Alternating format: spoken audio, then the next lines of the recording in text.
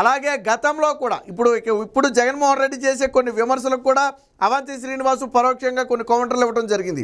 ఏమని, గతంలో రాజశేఖర్ రెడ్డి ఒక మాట చెప్పేవాడని చెప్పి అవంతి శ్రీనివాసు గుర్తు చేశాడు. ఏ ప్రభుత్వానికైనా సార్ మీరు ఎందుకు ఈ పని చేయలేదు, మీరు ఈ హామీ ఇచ్చారు ఎందుకు చేయలేదని గతంలో ఎవరైనా మీడియా వాళ్ళు రాజశేఖర్ రెడ్డిని అడిగితే ఆయన ముఖ్యమంత్రిగా ఉన్న సమయంలో అవునయ్యా మాకు ప్రజలు 5 ఏళ్ళు టైం ఇచ్చారు, 5 ఏళ్ళు టైం ఇచ్చింది, 5 ఏళ్లలోపు చేయమనే కదా, మాకు ఇంకా సమయం ఉంది కదా, 5 ఏళ్ల తర్వాత మీరు చేయకపోతే అడగండి అని చెప్పి సమాధానం ఇచ్చేవాళ్ళట. ఇప్పుడు చంద్రబాబు గారు కూటమి ప్రభుత్వం ఇచ్చిన హామీలు కూడా నెరవేర్చడానికి సమయం ఉంది.